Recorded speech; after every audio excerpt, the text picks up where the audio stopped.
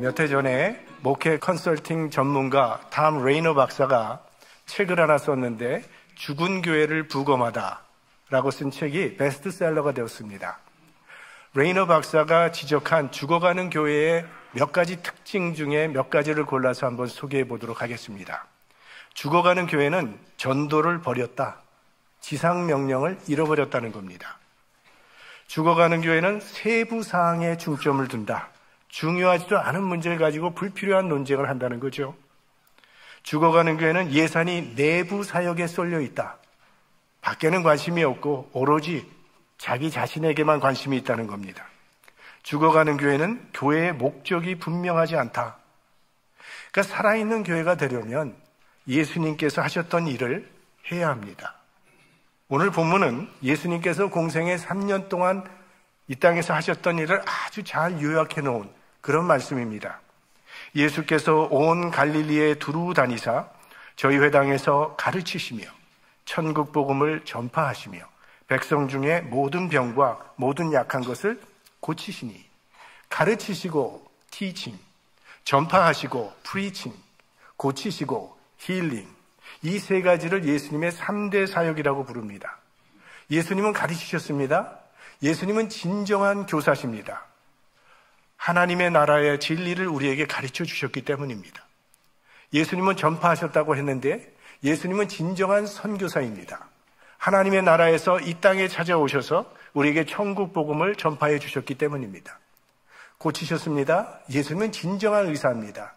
예수님께 찾아오는 사람은 누구나 다 모든 병자를 다 치유해 주셨습니다. 예수님께서 부활승천하신 후에 이 예수님의 사역은 제자들의 공동체인 교회에게 맡겨졌습니다. 그래서 교회는 예수님이 하셨던 일들을 지금도 하고 있는 것입니다. 교회는 가르치는 일을 하고 있습니다.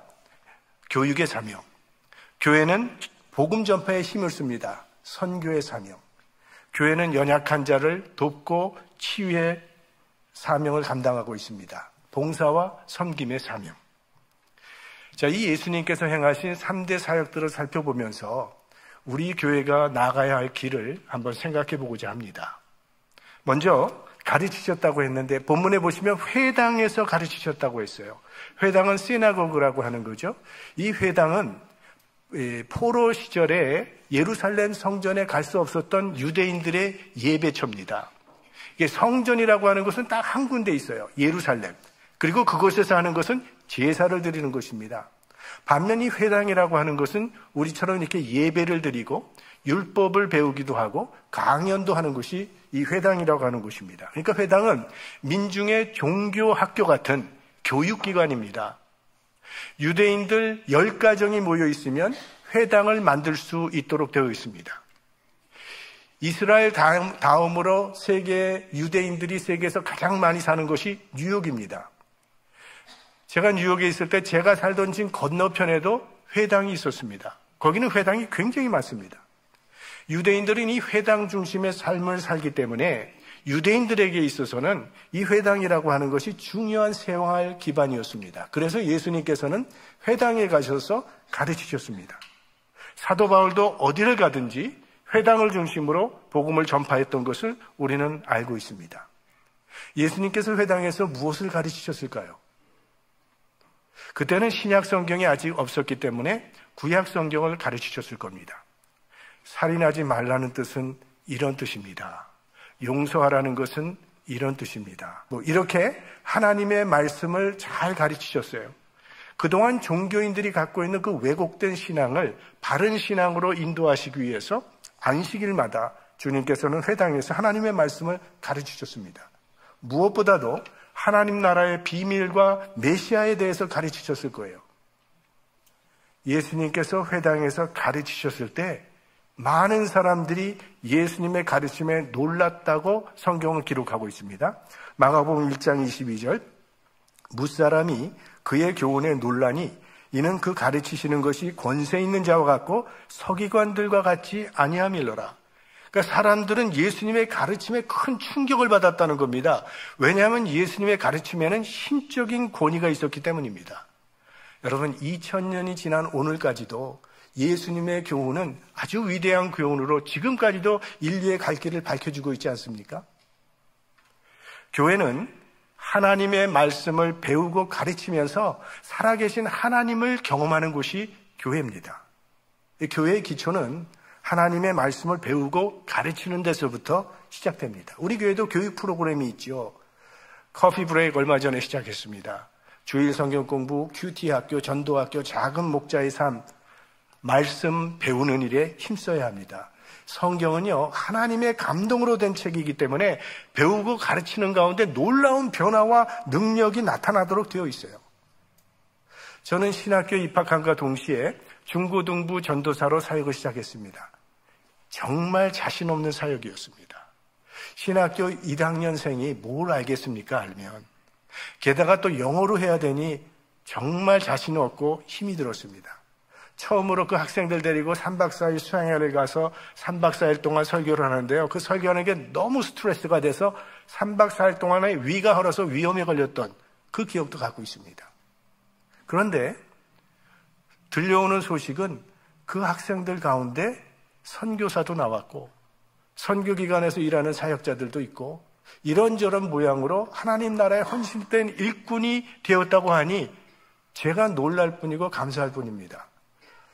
저는 이것을 보면서 이런 소식을 접하면서 정말 하나님의 말씀에 능력이 있다는 사실을 확신했어요.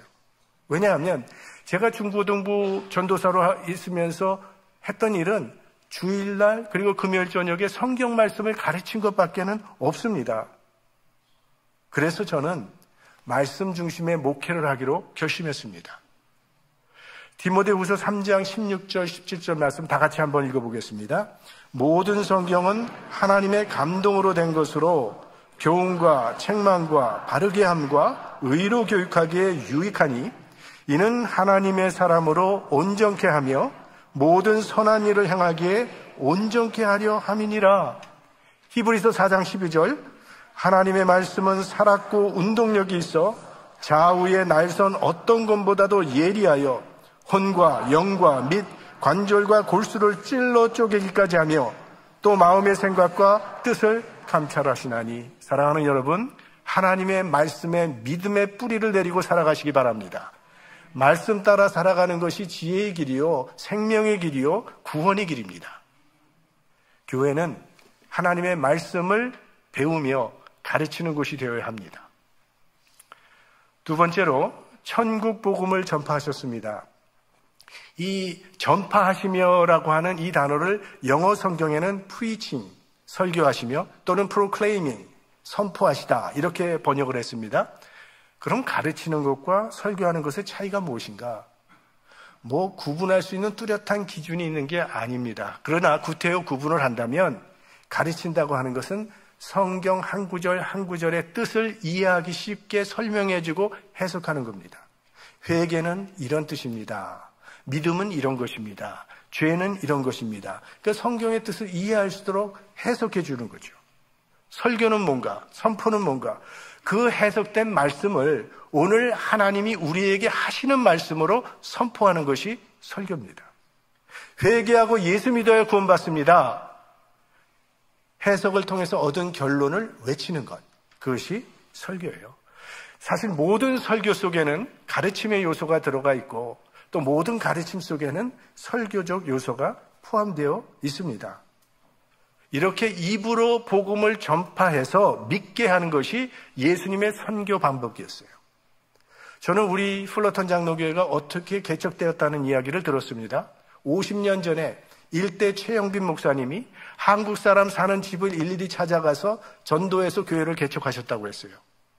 그 중에 가장 먼저 전도한 분이 노말년 권사님이라고 들었고 지금 하늘나라 가셨지만 그 자녀들, 그 가정이 지금도 우리 교회에 출석하고 있습니다.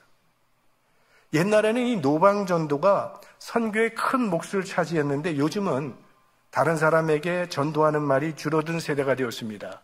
이에 대해서 두 가지로 평가를 합니다. 하나는 이 시대는 말로 전도하는 시대가 아니다. 말로 전도하는 것보다 삶을 통해 전도해야 한다는 평가. 또 다른 하나는 사탄의 역사는 이제 그리스도인의 입을 막는 데 교묘하게 성공했다라고 하는 평가입니다. 현대 그리스도인들은 다른 사람에게 전도하는 말을 잘 하지 않습니다. 구원에 대한 열정이 식어가고 있다는 것이죠. 한 유명한 신학자가 이런 주장을 펴서 세계인의 주목을 받은 적이 있습니다. 교회에서 하는 선교란 사회적 공동과제 수행이다. 사회 정의 문제, 경제 문제, 정치적 해방, 여성 해방, 전쟁의 문제, 이런 문제들을 공동으로 대처하는 것이 선교지. 교회 개척을 통해서 영혼 구원에서 천당 가라고 하는 것은 진정한 선교가 아니다. 이렇게 주장을 했습니다.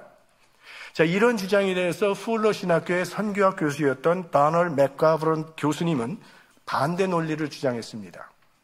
선교의 가장 중요한 목표는 영혼 구원이다. 죄인들의 구원 문제가 선교의 핵심이며 인간 최고의 가치인 하나님의 형상을 회복시키는 것이 선교의 중심이다라고 그렇게 주장을 했습니다. 저는 맥가브런 교수의 방향이 옳다고 생각을 합니다. 우리 기독교 복음 안에는 평화의 문제, 정의의 문제, 정치 문제, 경제 문제, 모든 문제가 다 포함되어 있는데 영혼 구원의 목표를 두고 사역을 하면 다른 모든 문제들도 그와 함께 해결된다고 하는 것이 성경의 가르침이라고 봅니다. 지금 나라마다 최고의 관심사는 대체로 경제 발전입니다. 어떻게 하면 잘 먹고 잘 사는 사회를 건설할 것인가가 모든 국가의 정치 이념입니다. 예수님 당시도 마찬가지였어요. 예수님 당시 유대 나라는 얼마나 경제적으로 어려웠는지 굶는 사람이 너무나도 많았습니다. 사람들은 그런 시급한 문제를 가지고 예수님을 찾아와서 예수님께서 살 길을 열어주시길 기대했던 겁니다. 그런데 예수님께서는 그와는 정반대의 설교를 하셨습니다.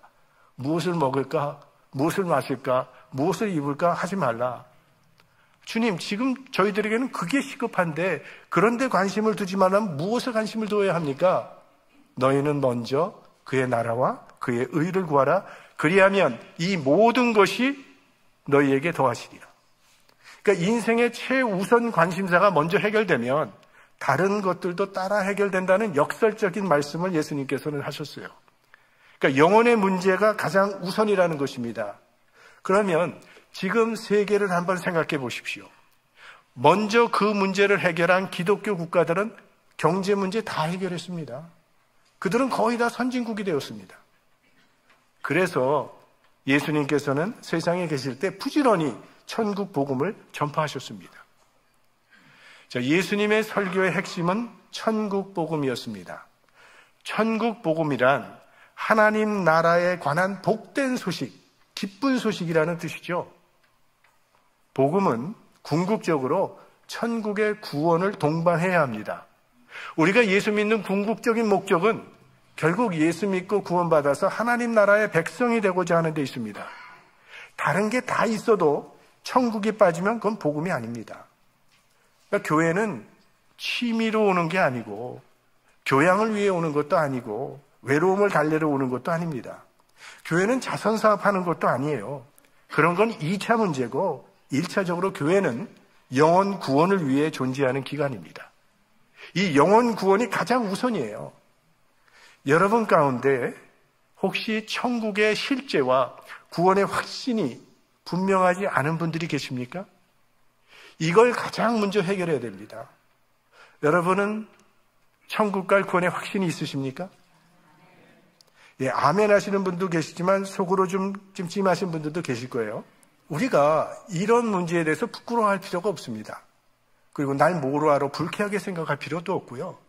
겁낼 필요도 없고 피할 필요도 없어요. 우리가 의사에게 1년에 한 번 정도는 건강검진을 받는 것처럼 우리 영혼의 건강검진을 받는다고 생각하시면 됩니다.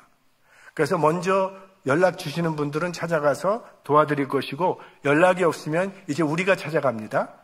1선교에서부터 시작해서 마지막 선교회까지 찾아갈 테니까 여러분들 그렇게 기억하시고 박대하지 마시고 나를 도와주러 오시는 분이니까 그렇게 생각해 주시면 됩니다. 여러분, 구원의 확신이 있는 사람과 구원의 확신이 없는 사람의 삶의 질과 죽음을 맞이하는 자세는요, 하늘과 땅의 차이입니다. 이 세상에서 하늘나라로 이어지는 여러분의 여정이 두려움이 아니라 소망의 여정이 될 수 있기를 기도하겠습니다. 교회에서는 이 천국 복음이 전파되어야 하고 그 복음을 듣고 구원받는 사람들이 늘어나야 합니다. 사도 바울은 하나님께서 자신에게 복음의 제사장의 사명을 주셨다고 말했어요. 로마서 15장 16절, 나로 이방인을 위하여 그리스도 예수의 일꾼이 되어 하나님의 복음의 제사장 직무를 하게 하사 이방인을 제물로 드리는 그것이 성령 안에서 거룩하게 되어 받으심직하게 하려 하심이라. 자, 제사장의 직무에 관해서는 지난주일도 잠깐 말씀을 드렸습니다. 제사장은요, 하나님과 인간을 연결하는 사람입니다. 그러니까 사람을 하나님의 품으로 인도하는 사람이 제사장이고 그게 제사장의 직무입니다. 그런데 이 제사장직은요, 사도 바울에게만 주어진 것이 아니라 모든 성도에게 주어진 직분이에요. 요한계시록 1장 6절, 아버지 하나님을 위하여 우리를 나라와 제사장으로 삼으신 그에게 영광과 능력이 세세토록 있기를 원하노라. 그러니까 예수 그리스도께서 우리를 제사장으로 삼으셨다고 말을 합니다. 그러니까 그리스도인은요, 복음의 제사장이에요. 구원받은 성도는 모두 예외 없이 복음의 제사장으로 부름받은 것입니다. 그러니까 전도는 선교사만 하는 게 아니에요. 모든 성도의 사명이에요. 전도는 특수한 사람이 하는 특수사역이고 나는 신앙생활만 열심히 하면 된다라는 생각 버려야 합니다. 전쟁이 나면 장군이 나가서 혼자 싸우지 않거든요. 장군이 혼자 싸워서 어떻게 승리합니까? 전쟁은 총력전입니다. 모든 군사들이 함께 뛰는 거예요. 그래야 승리할 수 있어요. 예수 그리스도의 지상명령은 모든 성도가 함께 뛰어야 성취될 수 있는 것입니다. 한국교회 성장의 원동력 중에 하나로 제자훈련을 들고 있습니다. 그러나 제자훈련은 반쪽 성공이었다는 평가를 합니다. 제자훈련이 한국교회에 기여한 것은 평신도를 깨워서 성경 공부를 하게 한 겁니다. 이 부흥의 신앙이 가지고 있는 그 한계를 지속적인 성경 공부를 통해서 극복할 수 있게 했던 거니까 이건 큰 기여를 한 겁니다. 근데 왜 반쪽 성공이라고 하는가? 성경 공부한 다음 단계를 제시하지 못했기 때문이에요. 아니, 성경 공부를 하고 훈련을 받았으면 이제 나가서 증인의 삶을 살아야 될 텐데 증인의 삶을 살 수 있도록 훈련하지 못했다는 거예요. 한국교회는 평신도를 깨워서 성경 공부하는 사람으로 만드는 데까지는 성공했지만 증인의 삶을 살게 하는 데는 실패했다는 거죠. 모이는 교회는 그런 대로 되고 있지만 흩어지는 교회는 잘 되질 않습니다. 그래서 반쪽 성공이라고 평가합니다. 여러분, 신앙생활은요, 교회에서 하는 게 아닙니다. 신앙생활은 세상에서 하는 겁니다. 교회에서 교육받고 훈련받아서 세상에서 신앙생활하는 겁니다.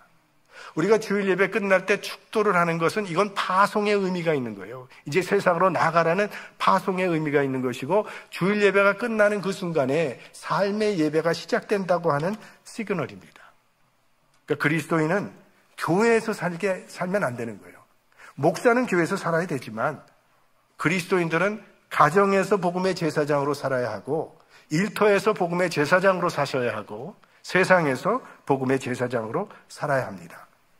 그래서 교회 프로그램이 너무 많아서 일터에서 일할 시간이 부족하고 세상에서 살 시간이 부족하고 가정에서 보낼 시간이 부족하도록 만드는 교회는 그건 정상이 아닙니다. 그리스도인이 살아야 할 곳은 세상이지 교회가 아니에요. 그래서 예수님께서는 너희는 세상의 소금이라 세상의 빛이라 말씀하셨죠. 우리 교회는 모든 성도님들이 삶의 현장에서 복음의 제사장으로 살아가는 것을 자랑하는 교회가 될 수 있기를 바랍니다.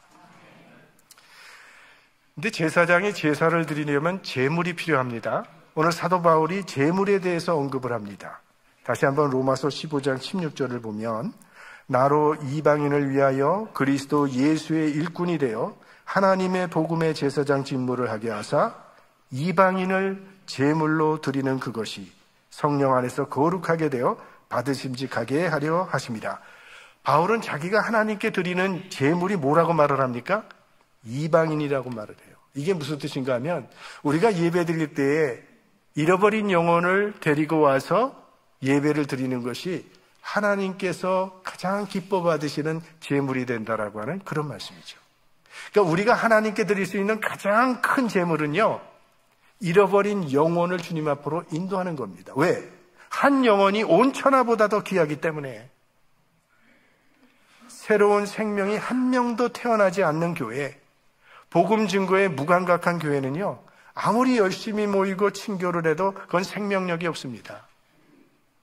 새 생명의 감격이 없기 때문에. 하나님이 기뻐하시는 교회는 끊임없이 새로운 생명이 태어나는 교회입니다. 우리 교회가 생명을 살리는 교회가 될 수 있기를 소망합니다. 마지막으로 병들고 약한 자를 고쳐주셨어요. 섬기시고 봉사했다는 말씀입니다.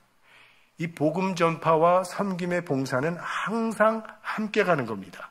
이거는 마차의 양쪽 바퀴와 같아서 늘 같이 가야 되는 거예요.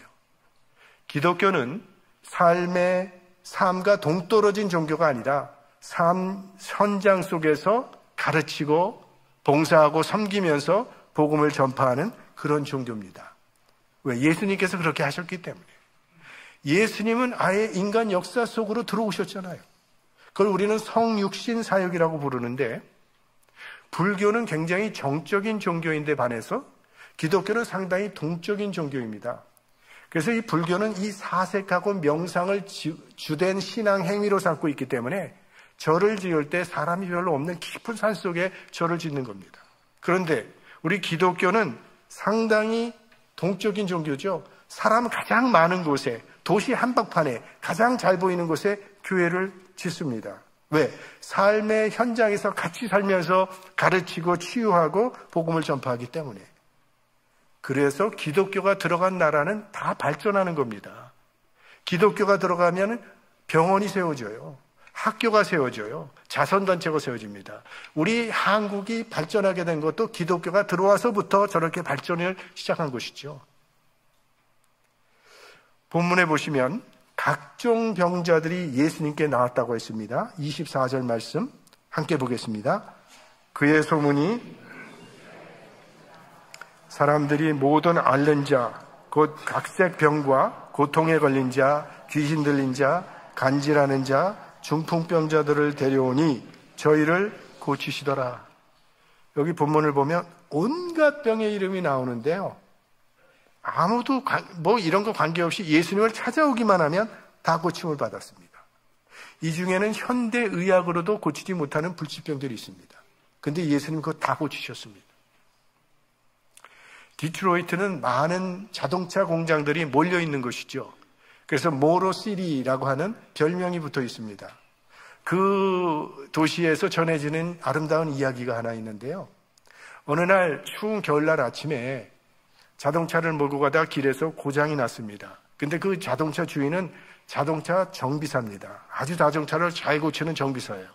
그래서 그 자동차를 길 옆에 세워놓고 왜 이게 안 가나 하고 고장난 원인을 찾으려고 하는데 아무리 찾아도 알 수가 없는 거예요.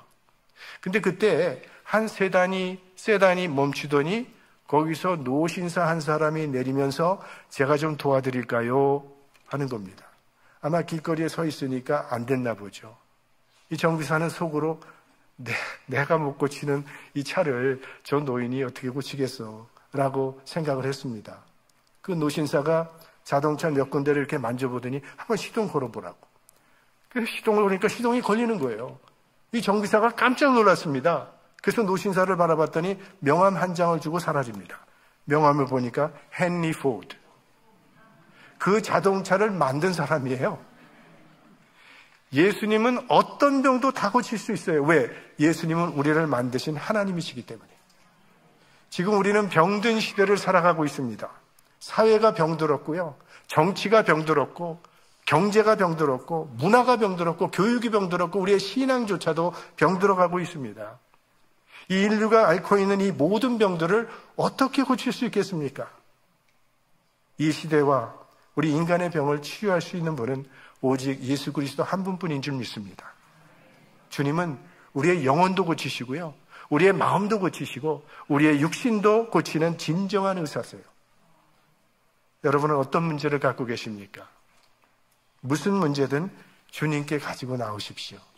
예수님께는 못 고칠 질병이 없습니다. 내가 불치병이라고 생각하는 문제까지도 예수님은 고치실 수 있어요. 우리가 문제를 주님 앞에 가지고 나오기만 하면 주님은 우리를 치료해 주실 것입니다. 여러분의 삶에 치료가 필요한 부분마다 우리 주님의 치유의 은총이 임하게 되기를 축복합니다. 이제 마지막으로 예수님의 소문이 온 지경에 퍼졌다고 했어요. 당연하겠죠. 예수님께 온 환자마다 다 고쳐주셨으니 소문이 퍼지는 것이 당연합니다. 우리가 할 일은 예수님의 소문을 퍼뜨리는 겁니다. 성경에 보면 예수님께서 병자를 고치실 때 공통적으로 나타나는 특징이 있습니다. 예수님은 되도록이면 적은 무리 안에서 병자를 고치셨어요. 고치신 후에는 아무에게도 말하지 말라고 부탁하셨어요. 그런데 결과는 고침받은 사람들이 참지를 못해서 계속 소문을 내버리고 말았습니다. 아무리 말하지 말라고 말려도 소용없이 자꾸 퍼져나갔어요. 지금 우리 문제는 정반대죠. 이제는 주님께서 전하라고 하는데 세상 모든 사람에게 전하라고 명령하십니다. 그런데 우리는 소문을 내지 않고 있습니다.